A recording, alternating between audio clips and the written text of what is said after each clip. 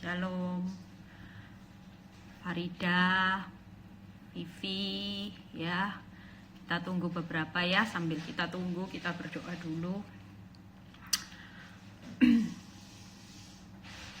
Ada Dewi, ya. Yuk kita berdoa dulu. Tuhan, kami mengucap syukur buat siang ini. Kami percaya bahwa pesan yang akan kau sampaikan lewat hambamu, kau akan berbicara. Bahkan bukan hambamu yang berbicara, tapi roh Allah yang berbicara, supaya firman ini menjadi kekuatan buat kami, pegangan buat kami di akhir zaman, untuk kami teguh berdiri Tuhan menghadapi apapun. Terima kasih Bapak, urapi bibir lidah hambamu, segala kemuliaan hanya kembali kepadamu di dalam nama Tuhan Yesus. Haleluya, amin. Ya, Aileen, ya, Dalina, ada sukacita, ya. Kita percaya bahwa semakin hari saudara dan saya luar biasa di dalam Tuhan, ya. Kita tidak mau kalah hari-hari ini. Hari ini saya banyak melihat kesaksian bagaimana Tuhan memelihara. Saya sampai merasa merenung beberapa hari ini, saya melihat cara Tuhan itu begitu dahsyat memelihara orang-orang yang tidak pernah takut menghadapi apapun. Bahkan kemarin ada orang kesaksian bagaimana di tengah masa sukar, secara akal dia berkata, tidak mungkin ya properti saya bisa laku Bu Eli. Tapi justru waktu itu dia bilang dia harus bayar jatuh tempo, dia harus punya kewajiban yang harus dibayar, dan dia minta doa. Saya waktu itu kita berdoa, dan kemarin lusa dia kabari saya, Bu Eli, cara Tuhan itu dahsyat. Ketika kita sudah berserah, kita menyerahkan semuanya. Saya sudah ikuti sarannya Bu Eli, kalau sudah berserah itu artinya kita sudah serah terimakan masalah kita sama Tuhan. Jangan dipikiri lagi. Kalau dipikiri berarti setelah diserahkan diminta, ya Tuhan, diminta lagi sama Tuhan, nanti dikasih. Akibatnya Tuhan bilang gini, ya sudah, kalau kamu mau pikiri, kamu punya jalan keluar, ya kamu bawa aja masalah ini lagi, ya. Jadi ketika kita sudah berserah, firman Tuhan bilang apa? Serahkan hidupmu kepadaku dan percaya dan aku bertindak. Kalau kita sudah berserah, berdoa, sudah tidak usah dipikiri, izinkan Tuhan punya cara. Alkitab berkata di Mazmur 86 ayat 10 bahwa Tuhan melakukan keajaiban itu sendiri. Artinya jam kemudian, tapi buat Tuhan dia tahu segala sesuatu. Apa yang akan terjadi 1 menit ke depan, dia sudah tahu apa yang akan terjadi. Dan percayalah, kalau kita melekat sama Tuhan hari-hari ini, saudara tidak perlu takut. Ya, kita semua pasti diberi kekuatan, dipelihara oleh Tuhan, sehingga hari-hari ini kita pasti sanggup menanggung segala perkara. Ya, saya mau cerita, ada seorang ibu yang juga waktu itu sharing, ya, saya ambil tema khotbah ini karena sharing dia, ya. Jadi gini, saudara, kenapa saya ambil tema khotbah tentang satu perjalanan? Ada seorang ibu yang konseling sama saya beberapa hari ini. Dia bilang gini, Bu Eli, saya mau tanya, 16 tahun dalam pernikahan saya, ya. Jadi bahagianya itu cuma 2 tahun, saudara, ya. Waktu 2 tahun pernikahan awal dia bahagia, dia melihat suami yang baik, ya. Dan setelah 2 tahun itu mulai prahara timbul ketika suaminya jatuh dalam perselingkuhan. Sampai hari ini 16 tahun pernikahan itu jadi silih berganti, selesai satu ganti, putus satu, nyambung. Dan yang terakhir ini dia bilang, Ibu Eli tahu suami saya hari ini selingkuh dengan siapa? Orang yang lebih tua 12 tahun, ya. Orang yang lebih tua 12 tahun dan berniat menceraikan saya. Bu Eli, apa yang mesti saya lakukan hari ini? Kalau Bu Eli pada posisi dari kacamata sebagai hamba Tuhan, dan saya cuma berkata, Ibu harus menyelesaikan perjalanan hidup. Saudara dan saya hari ini perlu menyadari bahwa kita semua sedang di dalam perjalanan. Baik saudara kaya, saudara sukses, saudara mau terkenal seperti apapun, ya, Walaupun hari ini saudara tidak punya uang, saudara tidak diorangkan orang, mungkin suami yang kasar, seperti apapun, saudara dan saya tanpa nyadar, kita semua sedang dalam perjalanan. Kita semua sedang digandeng Tuhan, tidak peduli siapapun, saudara, kita semua sedang dalam perjalanan untuk pulang. Kita semua sedang perjalanan, dan saya cuma bilang, pernahkah kita nyadar yang paling menakutkan buat setiap orang adalah kita semua tahu bahwa kita sedang dalam perjalanan untuk pulang ke rumah Bapa. Siapapun saudara, mau kaya, mau siapapun. Tapi yang menjadi masalah, setiap saudara dan saya tidak pernah tahu kapan perjalanan itu berakhir. Kematian itu yang paling menakutkan buat saudara dan saya. Saudara tidak pernah tahu, karena kematian itu tidak harus tua, tidak harus sakit, sewaktu-waktu seperti halnya saat-saat ini. Banyak orang ketakutan, kenapa? Karena kematian itu tidak pandang orang. Siapapun bisa mati hari-hari ini hanya karena virus corona yang kita tidak pernah tahu sampai hari ini. Dan saya cuma kasih pesan buat ibu itu. Saya bilang, ibu tetap lanjutkan perjalanan hidup. Mungkin selama ini kalau ibu, saya bilang, kalau ibu teliti kehidupan ibu selama ini, perjalanan hidupmu dalam rumah tangga, ibu cuman fokus dengan masalah yang ada di dalam perjalanan, yang ada di dunia ini, tanpa tahu bahwa ibu harus fokus dengan apa yang hari ini jauh lebih penting. Tuhan tidak pernah pusing dengan masalah yang ada di dalam perjalanan hidup ini. Di dunia ini Tuhan tidak pernah pusing dan bukan menjadi masalah.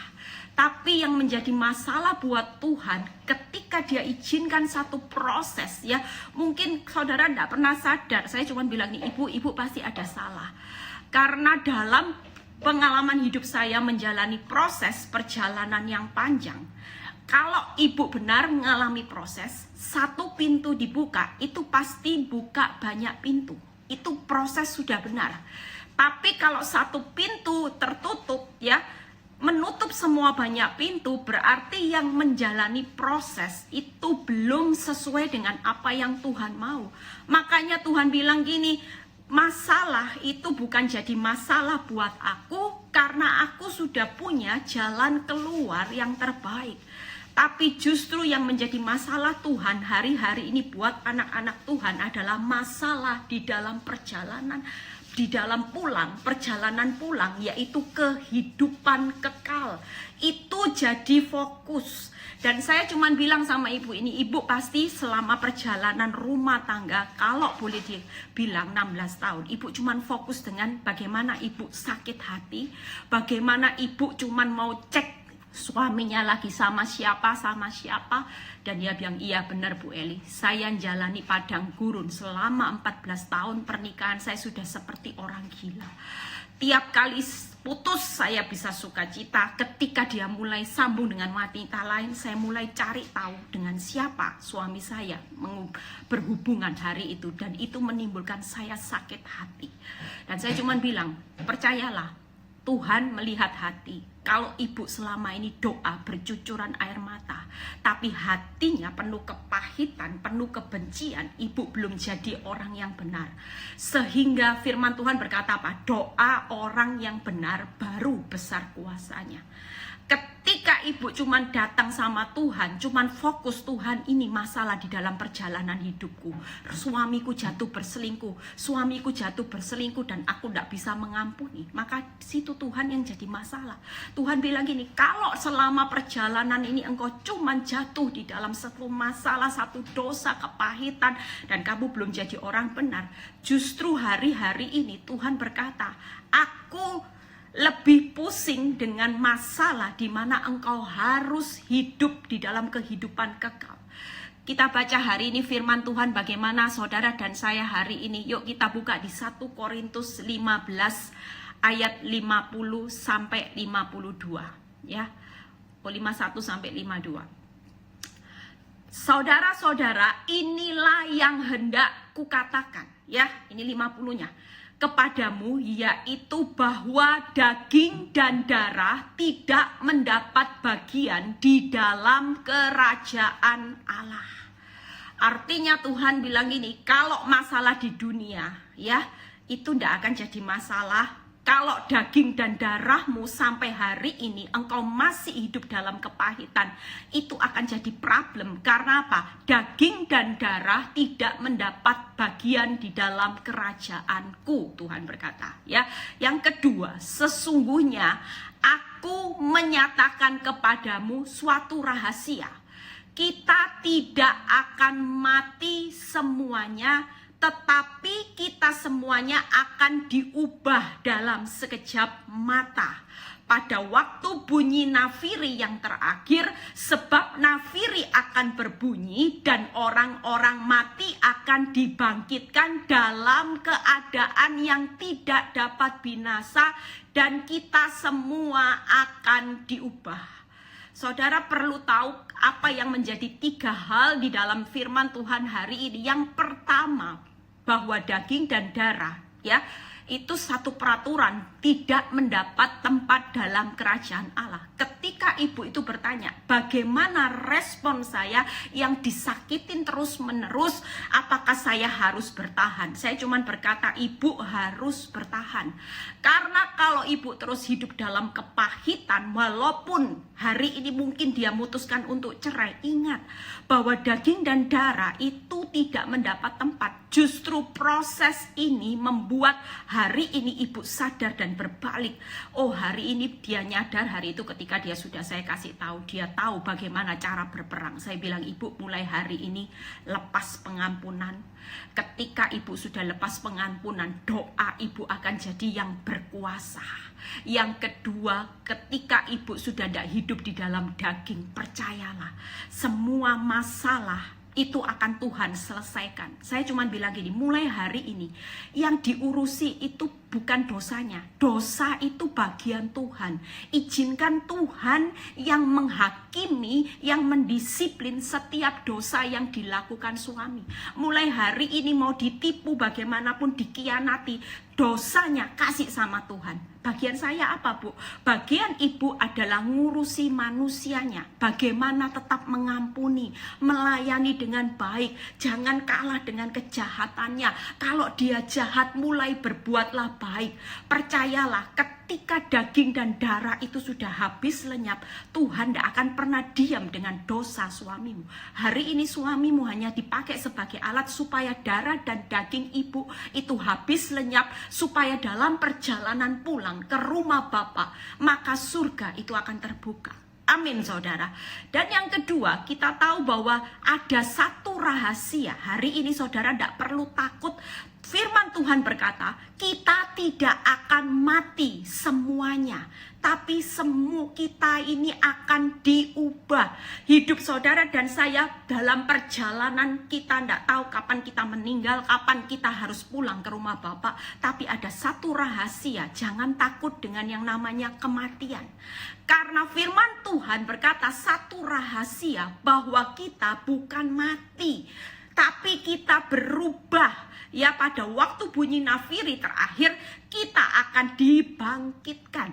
Yang pertama, yang hari ini kita perlu tahu bahwa kita akan dibangkitkan. Yang ketiga, ya, daging dan darah tidak dapat tempat dalam kerajaan Allah. Kita tidak akan mati semuanya, kita akan diubah. Ya, yang ketiga, kita akan bangkit. Buat saudara dan saya hari ini, nikmati selama ada hidup di dalam ini. Kita tidak perlu fokus dengan masalah yang ada di dalam perjalanan. Karena masalah yang ada di dalam perjalanan itu tidak akan menentukan akhir hidupmu. Justru Tuhan hari ini melalui proses krisis dunia yang terjadi, ya, Tuhan mau buat saudara dan saya nyadar kita sedang digandeng Tuhan. Saudara tahu di Alkitab kita semua sebagai apa? Pendatang, perantau, pengelola. Artinya pendatang, perantau, suatu kali saudara akan kembali ke tempat mula saudara. Apa yang diubah? Ya, firman Tuhan berkata hidup kematian itu sebenarnya waktu saya baca di Alkitab, saya bilang, iya ya Tuhan, buat apa takut mati? Makanya Paulus bilang, hidup adalah Kristus, mati adalah keuntungan. Karena yang pertama, perubahan apa? Tanah air. Di 2 Korintus 5 ayat 1 yang berkata gini, karena kami tahu bahwa jika kemah tempat kediaman kita di bumi ini dibongkar, Allah telah menyediakan satu kediaman di surga bagi kita, kediaman yang kekal yang tidak dibuat oleh tangan manusia. Artinya hari ini tidak perlu takut ya, kalaupun sampai ada kematian, itu ketika dalam perjalanan ini saudara tahu, oh iya ya, daging dan darah. Jadi hari ini aku setia, setelah siap dengan daging dan darah, aku tidak hidup dalam kepahitan, aku sudah punya Kristus. Percayalah, kita tidak akan mati semuanya, tapi diubah. Yang diubah tanah air. Yang kedua, perubahan karakter ya, 2 Korintus 5 ayat 17. Saudara catat aja, karena kami tahu bahwa dari manusia kedagingan menjadi manusia roh. Jadi siapa yang ada di dalam Kristus, ia adalah ciptaan yang baru. Artinya hidup saudara dari daging menjadi roh. Apalagi yang perubahan kematian, hanya perubahan situasi. Wahyu 21 ayat 4. Di mana waktu saudara hari itu ketika saudara meninggal. Saya cuma ngomong buat orang-orang yang sudah kalau ada orang yang sudah mau divonis berapa bulan umurnya, saya bilang gini, tidak apa-apa. Kematian itu zona-zona yang sangat nyaman. Kok bisa Bu Eli? Baca Wahyu 21 ayat 4 yang berkata gini, dan dia akan menghapus segala air mata dari mata mereka. Maut tidak ada lagi, tidak akan ada lagi perkabungan, ratap tangis, duka cita, sebab segala sesuatu yang lama ini telah berlalu. Artinya kalau di dunia ini zona nyaman, saudara masih bisa sakit, saudara masih bisa ya ngalami yang namanya duka cita. Tapi kalau saudara setelah kematian, zonanya benar-benar nyaman, sangat nyaman. Karena ndak ada lagi ratap tangis, ndak ada lagi perkabungan, nggak ada lagi yang namanya kematian. Saudara nyaman di tempat ini dengan semua yang saudara punya, saudara masih menghadapi kematian. Tapi kalau sudah berakhir dan saudara tahu bahwa surga terbuka, itu artinya mati adalah keuntungan. Amin saudara. Saudara tidak perlu takut hari ini, apapun terjadi boleh terjadi. Yang penting selama hidup di dalam perjalanan hari-hari ini, kita tahu siapapun saudara, kita sedang digandeng Tuhan. Kita sedang menuju negeri yang berlimpah susu dan madunya. Buat orang dunia tidak ada jaminan, tapi buat saudara dan saya, ketika Yesus sudah bangkit, dia sudah menyediakan yang terbaik, rumah buat saudara dan saya tinggal selama-lamanya. Amin. Wahyu 14 ayat 13 yang berkata seperti ini. Ketika saya baca ayat ini, saya malah yakin, Tuhan luar biasa, Tuhan kasih peneguhan tentang kematian. Dan aku mendengar suara dari surga yang berkata, tuliskan, berbahagialah orang-orang mati yang mati dalam Tuhan sejak sekarang ini. Sungguh kata Roh, supaya mereka boleh beristirahat dari jerih lelah mereka, karena segala perbuatan mereka menyertai mereka. Amin.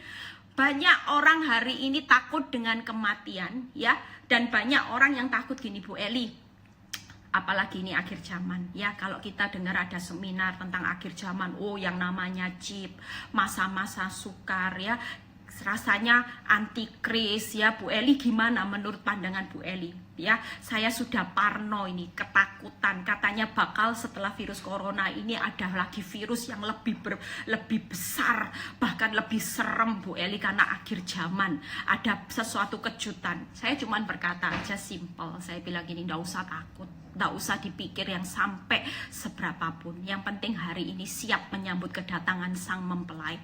Ya, yang penting hari ini kita jadi orang sudah hidup benar, itu sudah merupakan jaminan. Saya cuma bilang gini, kalau menurut saya percaya bahwa ketika saya jadi orang benar, saya paling mati duluan atau di rapture. Ya, karena di Matius 24 ayat 21-22 ada firman yang berkata gini, kalau sekiranya waktunya tidak dipersingkat, maka tidak ada orang yang kuat, tidak ada orang yang bisa selamat.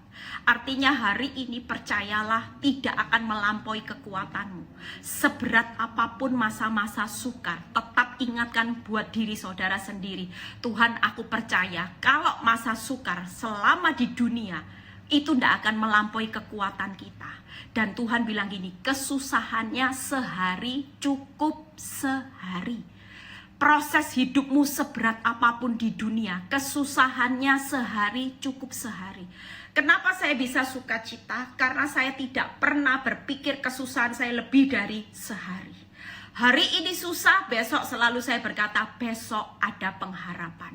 Besok selalu ada janji Tuhan. Saya tidak mau, kalau saudara terus berpikir susah-susah, itu berarti saudara sedang membatasi hidup saudara. Saudara sedang membatasi kuasa Allah. Kalau firman Tuhan berkata, kesusahan sehari cukup sehari, itu berarti setiap hari saudara dan saya akan berjalan dengan anugerahnya. Saudara dan saya akan berjalan dengan perlindungan, kekuatan tangan Tuhan. Amin. Apa yang dikatakan kitab Wahyu, kalau saudara tahu kematian itu artinya, kematian itu adalah satu kebahagiaan.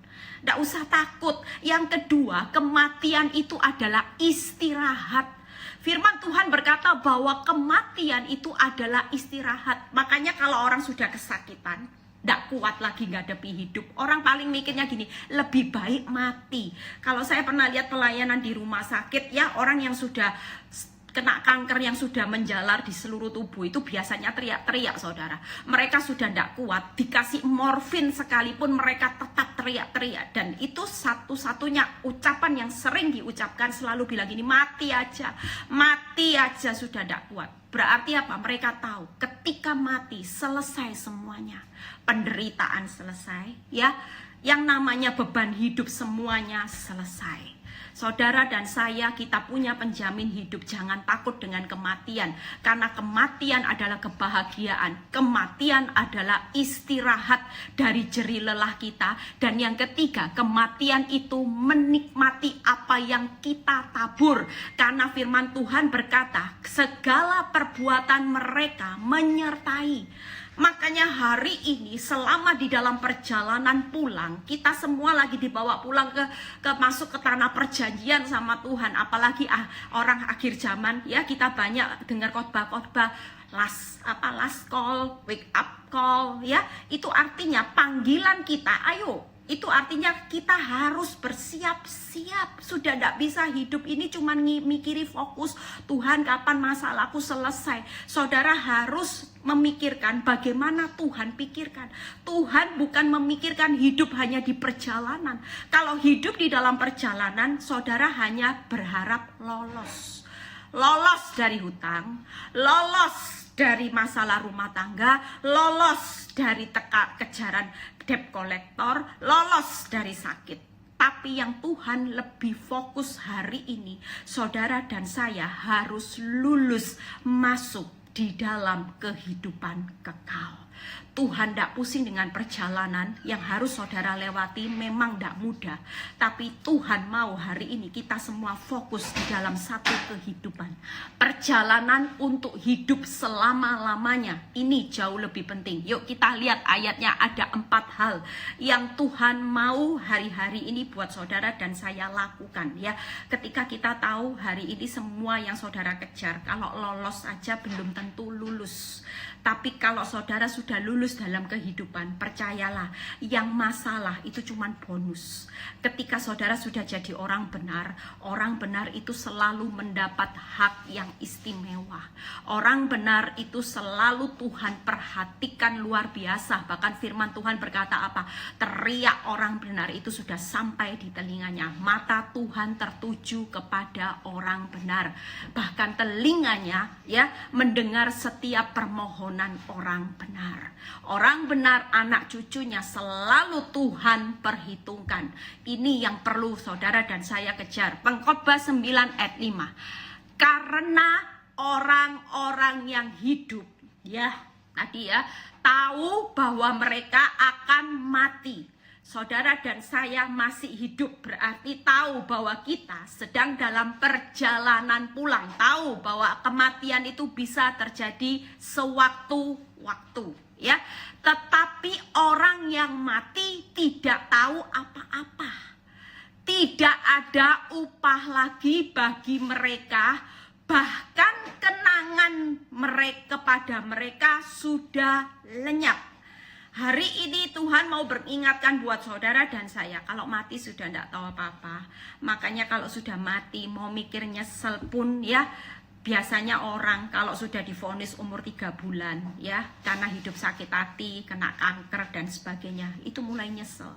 Tuhan, kalau bisa kembalikan saya pingin hidup seperti itu. Sampai hari ini saya kena sakit penyakit karena apa yang saya tabur salah. Saya hidup dalam kepahitan ya.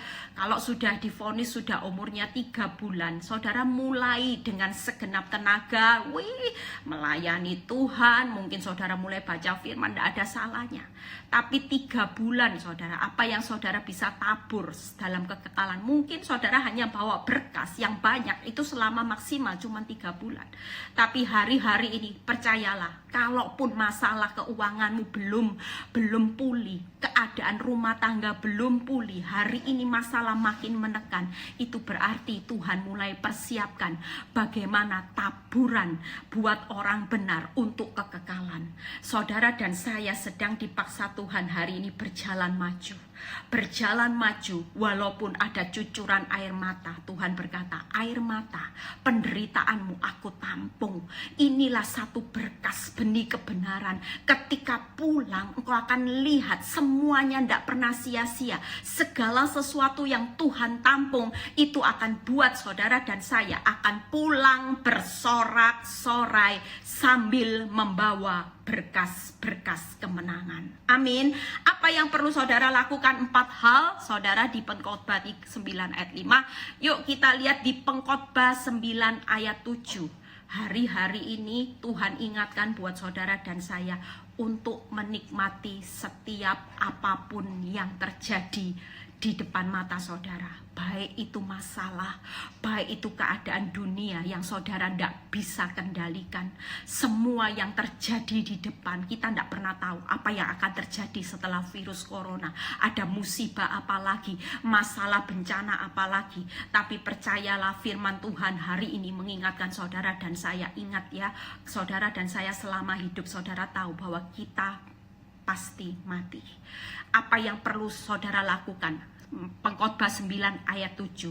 Mari makanlah rotimu dengan sukaria, minumlah anggurmu dengan hati yang senang, karena Allah sudah lama berkenan akan perbuatanmu.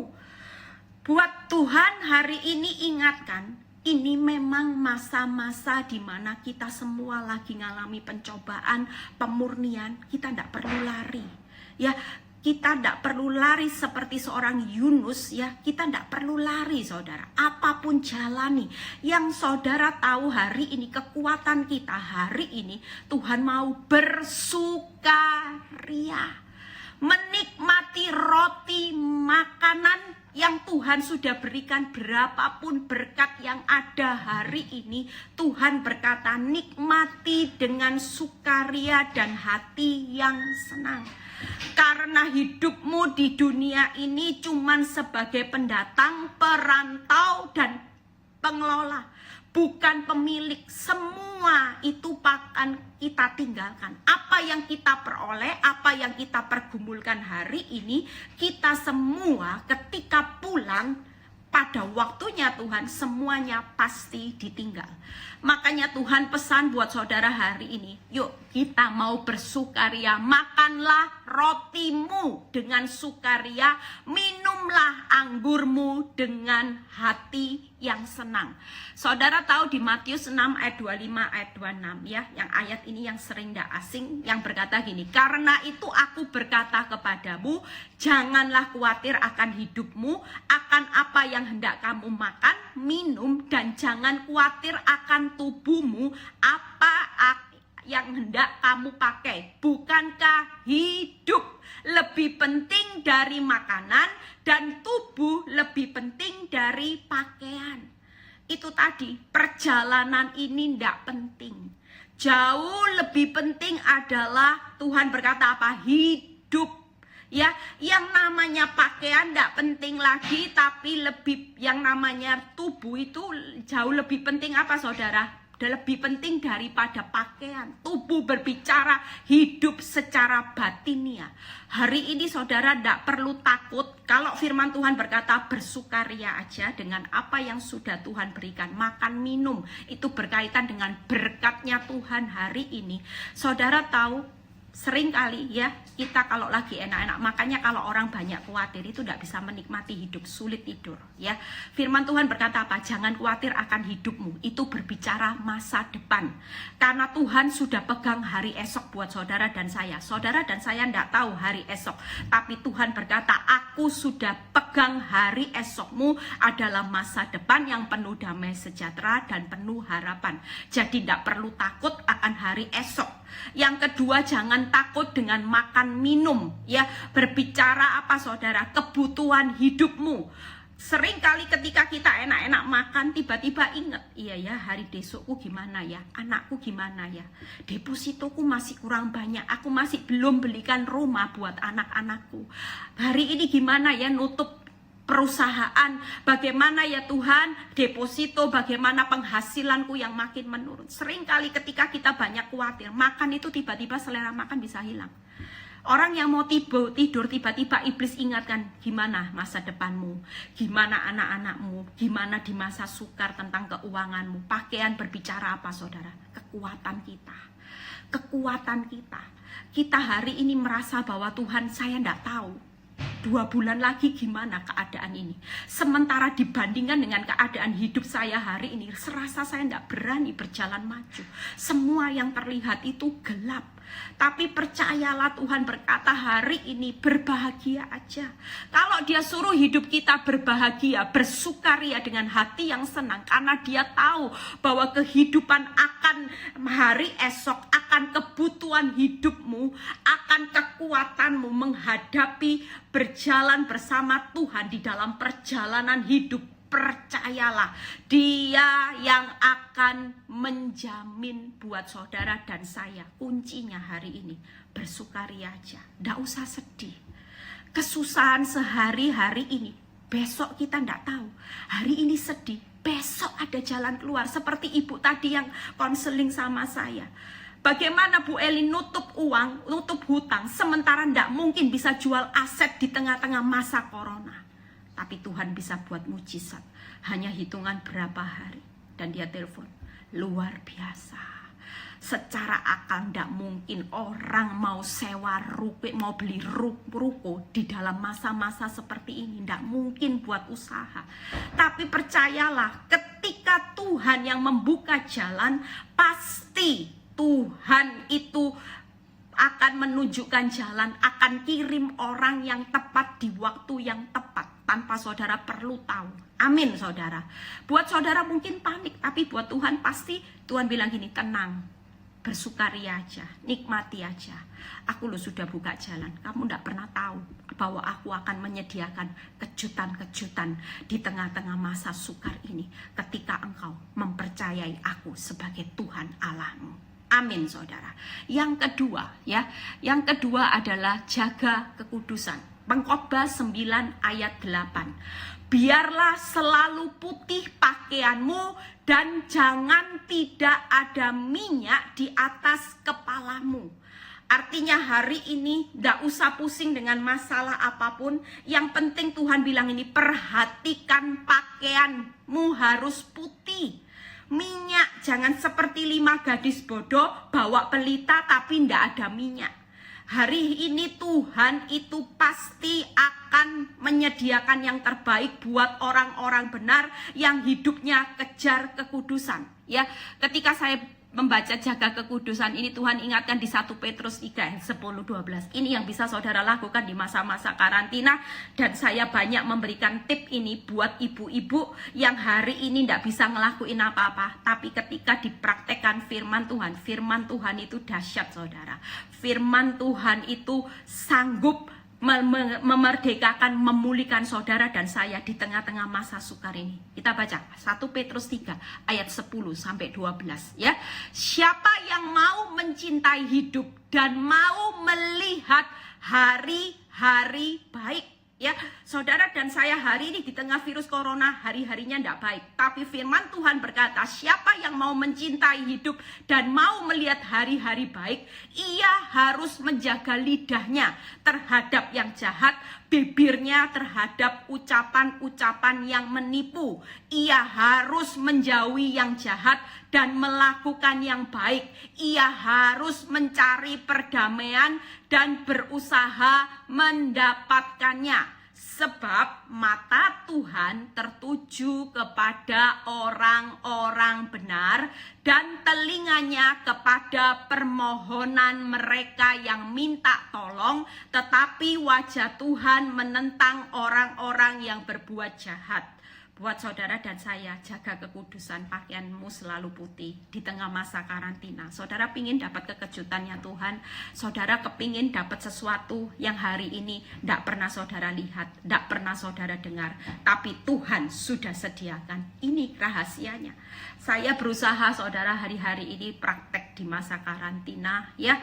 Walaupun saya sudah di rumah 1,5 bulan, saya berusaha praktek dan saya dapat sesuatu yang luar biasa. Ada sukacita, ada kebaikan Tuhan yang saya rasakan. Ini saya praktek saudara. Bagaimana saya sampai singkat ini, kalau ada orang konseling saya singkat menjadi PRD, bukan PRT, pembangun rumah tangga, ya, PRD. P yang pertama, jaga perkataanmu.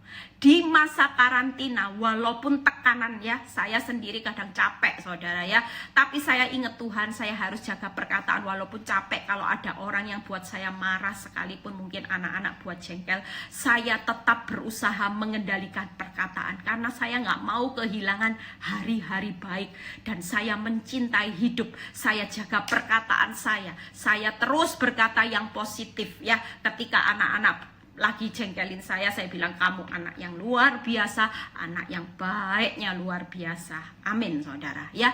R yang kedua adalah respon, ya. Harus menjauhi yang jahat, ya. Jangan sampai hari ini kalau dari masa-masa sukar ada jalan pintas yang mau ajak tipu sana tipu sini. Saudara, lebih baik hari ini masa karantina kita waktunya masa-masa kita mencari Tuhan lebih lagi. Izinkan yang dalam perjalanan ini boleh terjadi apapun. Izinkan Tuhan yang punya rencana, Tuhan yang punya kehendak, Tuhan yang punya skenario sebagai sang sutradara hari-hari ini mengizinkan semuanya terjadi di dalam perjalanan hidup saudara dan saya. Tapi yang Tuhan mau hari ini, yuk kita mau mencintai hidup dan melihat hari-hari yang baik. Kuncinya ketika saudara bisa menjaga 3 hal, jaga kekudusan, jaga perkataan, respon menjauh yang jahat, berdamai. Kalau selama ini punya musuh, cepat-cepat diajak damai. Mungkin suami yang menyebalkan di rumah, jangan sampai kalau tidur lihat kanan, satu lihat kiri, ya. Mulai menjadi pendamai. Kalau ingat mertua yang bawel selama ini lagi bermusuhan di masa karantina, mulai ajak berdamai. Kalau saudara mau mencintai hidup dan melihat hari-hari yang baik, ketika saudara bisa melakukan bagaimana jaga perkataan, jaga respon dan hidup berdamai, percayalah mata Tuhan itu tertuju kepada saudara dan saya, telinganya kepada permohonan saudara dan saya. Jangan sampai kita jadi orang Kristen, ya, jadi orang yang bebal. Selama ini jadi orang yang tidak mau dengar-dengaran apa kata Tuhan. Disuruh damai, tidak mau. Harga diri Tuhan, harga diri. Disuruh bilang perkataan. Saudara tahu, kuasa perkataan itu mencipta. Dari yang tidak ada menjadi ada. Dari yang buruk menjadi yang baik. Itu kuasa perkataan. Tuhan menciptakan dunia di Kejadian, berfirmanlah, jadilah terang, jadi. Buat saudara dan saya, hidup mati dikuasai lidah. Siapa yang suka menggemakan hari ini, makan buahnya. Makanya kalau di masa karantina digemakan, aku hidup beruntung. Aku punya Tuhan Yesus yang dahsyat. Allahku kan mencukupi kebutuhanku menurut kekayaan kemuliaan.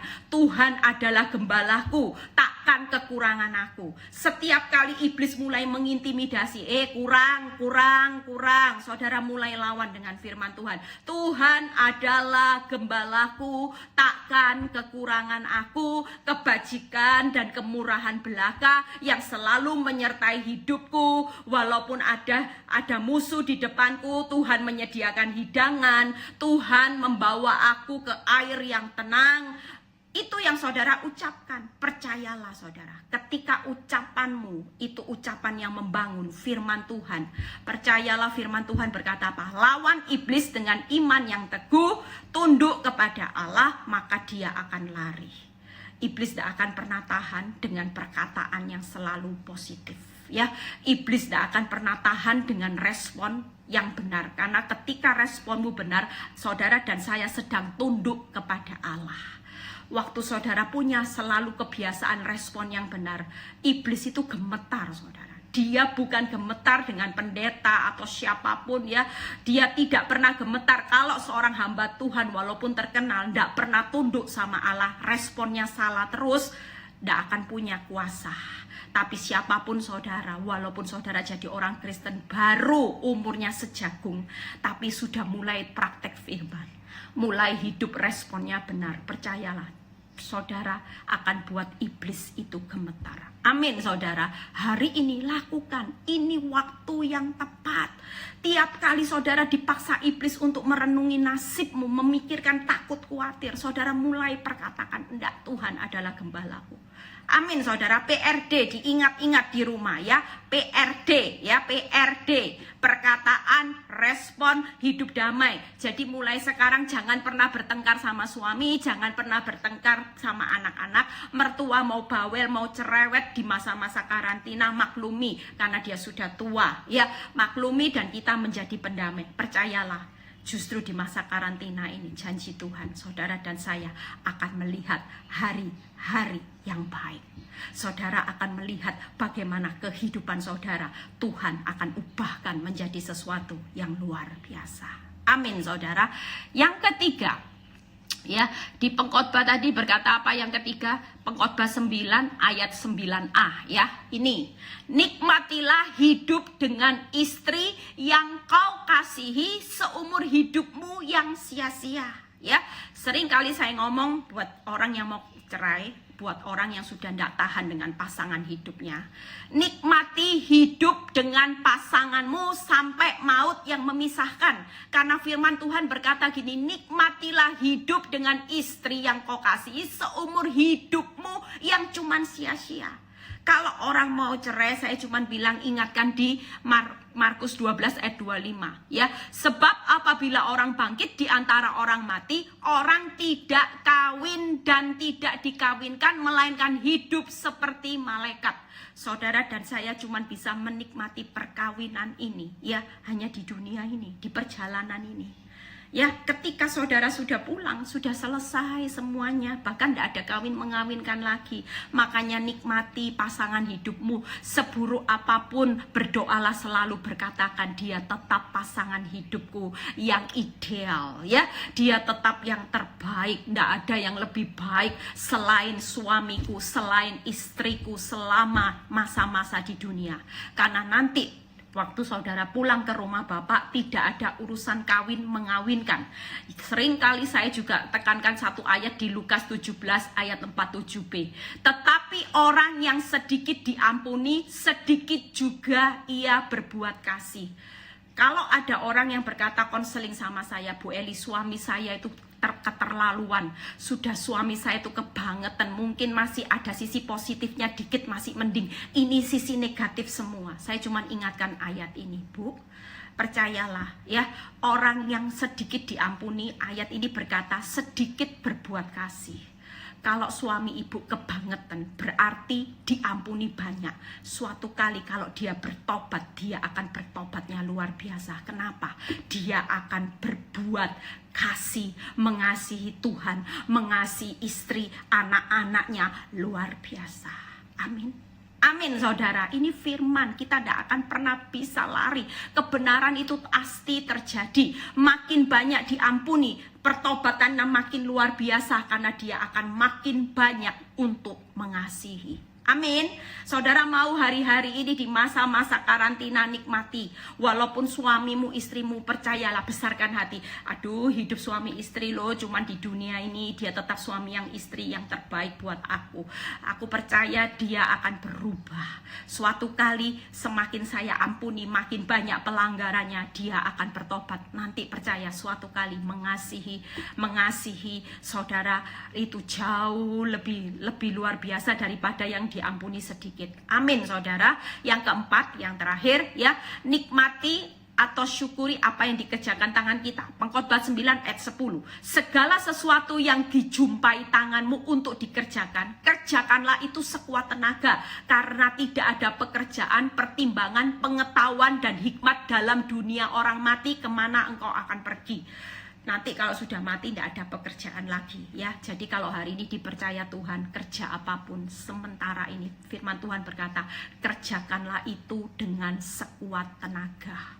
Saudara dan saya nikmati berkat Tuhan dari pekerjaan apapun hari ini. Tidak usah banding-bandingkan dengan orang lain. Syukuri. Karena dari perkara yang kecil saudara akan dipercaya perkara yang besar. Kalau yang kecil aja tidak bisa bersyukur, jangan mimpi akan Tuhan percayakan perkara yang besar. Semakin saudara bisa menikmati apa yang saudara bisa kerjakan dengan tangan saudara hari ini, Tuhan akan memberkati perkara-perkara yang jauh lebih besar. Amin saudara. Saudara percaya hari ini bahwa pekerjaan apa yang Tuhan kasih buat saudara dan saya, nikmati ya. Saudara, nanti kalau saudara pulang ke rumah Bapak ya, tidak ada kawin mengawinkan, tidak ada yang namanya pekerjaan, tidak ada masalah. Saudara pasti nanti suatu kali gini, kangen ya sama masalah. Cari-cari masalah tidak ada, cari-cari pekerjaan tidak ada, cari-cari pasangan hidup tidak ada. Hidup dalam roh dan kebenaran, kangen saudara. Makanya kalau ada pertengkaran dikit-dikit itu sebagai bumbu kehidupan perkawinan. Nikmati, itu cuma dalam perjalanan. Toh dalam perjalanan ini saudara tidak pernah tahu kapan berakhirnya. Apakah orang yang sudah bahagia, happy ending, kelihatan Romeo and Juliet, suatu kali tidak dipisahkan dengan maut. Kalau tidak istrinya meninggal duluan, ya suaminya meninggal duluan. Saudara dan saya hari ini kita tidak tahu loh sampai kapan kita akan hidup. Perjalanan visa hidup saudara ada yang pendek, ada yang panjang. Tapi pastikan buat saudara dan saya 4 hal yang saudara tahu. Kitab Pengkhotbah selalu berkata segala sesuatu adalah sia-sia. 4 hal yang saudara perlu ingat. Apa saudara? Hari ini yang Tuhan mau bersukaria. Hati ini senang aja. Dengar berita buruk, oh haleluya, puji Tuhan. Tuhan sudah berkata bahwa tidak usah takut. Nikmati aja makanan, minummu, nikmati. Apa yang ada aku bersyukur karena Tuhan sudah sediakan yang terbaik. Amin saudara. Yang kedua apa? Jaga kekudusan. Itu tadi, siapa yang mau mencintai hidup melihat hari-hari baik, PRD, perkataan diingat-ingat, respon diingat-ingat, hidupnya damai. Kalau hari ini masih punya musuh, segera ditelepon, di WhatsApp, dikirim roti, mumpung-mumpung masa karantina ini, kasih makanan. Saudara percaya hari-hari ini adalah hari-hari yang baik. Ketika saudara sadar bahwa ketika saudara bisa melakukan apa yang Tuhan mau, percayalah, Tuhan akan melakukan hal yang luar biasa di hari-hari ini. Amin saudara. Yang ketiga, nikmati hidup dengan pasanganmu, siapapun dia. Mau orang yang suka ngorok, orang yang suka ngomel, bawel, mulutnya kasar, mulai hari ini katakan, kamu pasangan hidupku yang terbaik, yang ideal, tulang rusuk ya, yang sudah ditetapkan Allah, yang tidak bisa dipisahkan oleh siapapun sampai maut yang memisahkan, kematian yang bisa memisahkan. Amin. Nikmati apa yang bisa dikerjakan tangan dengan sekuat tenaga. Itu yang Tuhan mau di masa-masa sukar. Tidak usah pusing. Mau datang masa yang lebih sukar, mau datang yang katanya penyiksaan, masa-masa sukar dan sebagainya. Ingat yang Tuhan katakan, tidak akan melampaui kekuatanmu. Kesusahan sehari di dunia cukup sehari. Tapi kalau saudara tidak lulus dalam kerajaan Allah, kesusahannya selamanya. Kekuatannya tidak akan kuat saudara. Saudara akan teriak panas. Saudara tahu kita belajar ya, waktunya udah tinggal 9 menit. Belajar dari seorang siapa? Contohnya saya kasih di Alkitab ya. Seorang Lazarus ya, yang miskin ya, pengmiskin, bagaimana dengan orang yang kaya. Saya baca singkat ya, nanti ceritanya saudara catat kurang 9 menit karena Lukas 16 ayat 19 sampai 25 ya. Ada seorang kaya yang selalu berpakaian jubah ungu dan kain halus. Saudara lihat perjalanan hidup mereka berdua itu sangat beda, ya.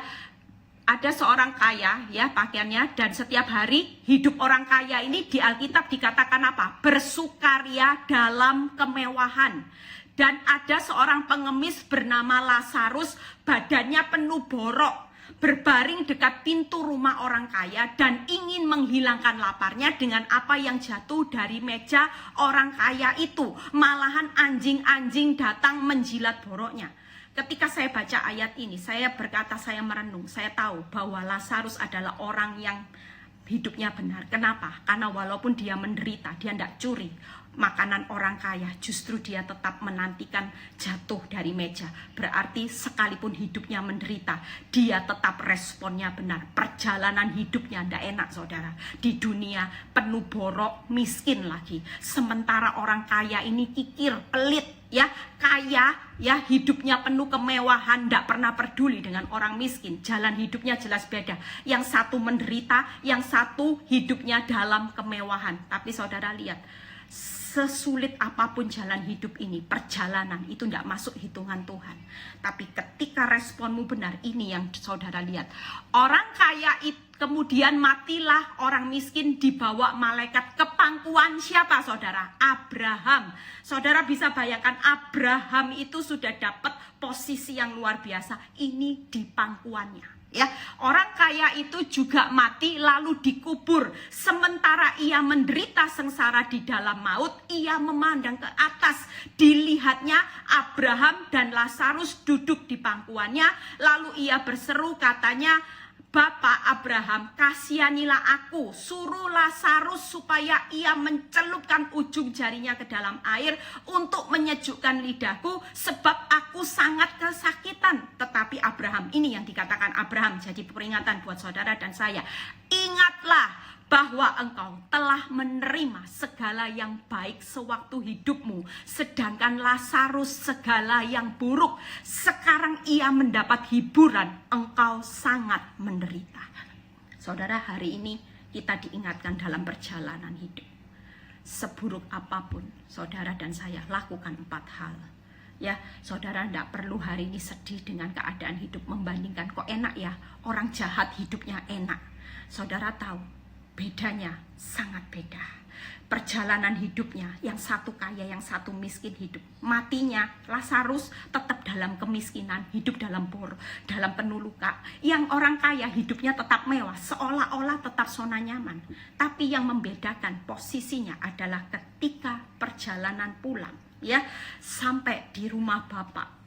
Itu yang bedakan. Lazarus mendapat posisi di pangkuan Abraham, sementara orang miskin ini dinyala api. Dan apa yang dikatakan Abraham, engkau sewaktu hidupmu engkau sudah menikmati.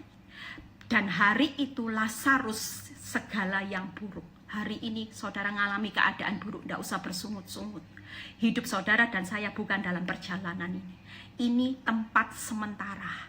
Kita sedang dalam perjalanan berakhir. Dunia ini juga dalam perjalanan berakhir.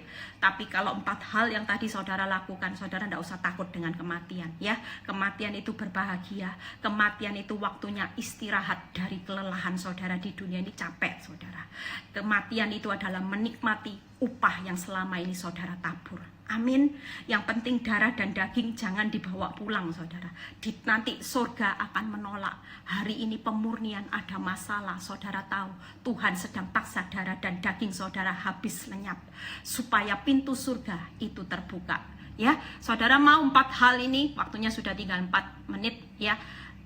Saudara dan saya hari ini 4 hal saudara harus lakukan. Nikmati dengan pasangan hidup. Jangan bilang mau cerai, aku sudah nek, sudah belenek, Bu Eli sudah mau muntah, ya. Sudah 16 tahun hidup disakiti terus, sudah nek, sudah sampai di umbun-umbun. Percayalah, setelah dengar firman ini bertobat saudara, ya. Pernikahan hanya di dunia, setelah itu tidak ada lagi, ya. Ayat terakhir, ini ayat penutup, Yohanes 14 ayat 1-6. Ini pesan Tuhan buat saudara dan saya di akhir zaman. Janganlah gelisah hatimu.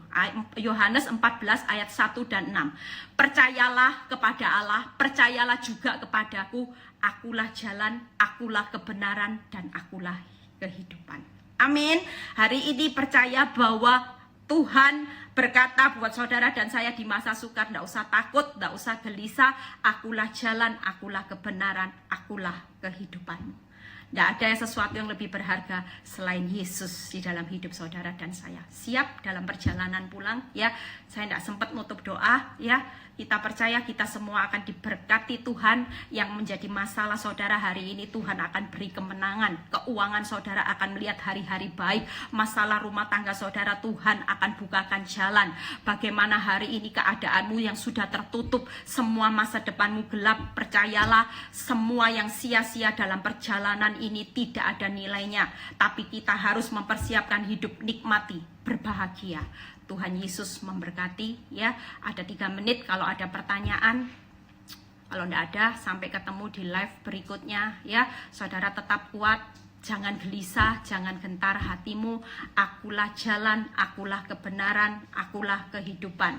Tidak ada kekuatan lain di dunia ini ketika hari ini proses kehidupan itu supaya saudara dan saya sedang digandeng sama Tuhan. Kalau tidak ada masalah saudara ini cenderung mewah, kenikmatan apa? Kepingin keluar dari tangannya Tuhan. Makanya dengan masalah Tuhan mau bawa saudara, pegang tangan saudara, supaya dia bisa menggandeng saudara dalam perjalanan pulang, tiba ke rumah Bapa selamat.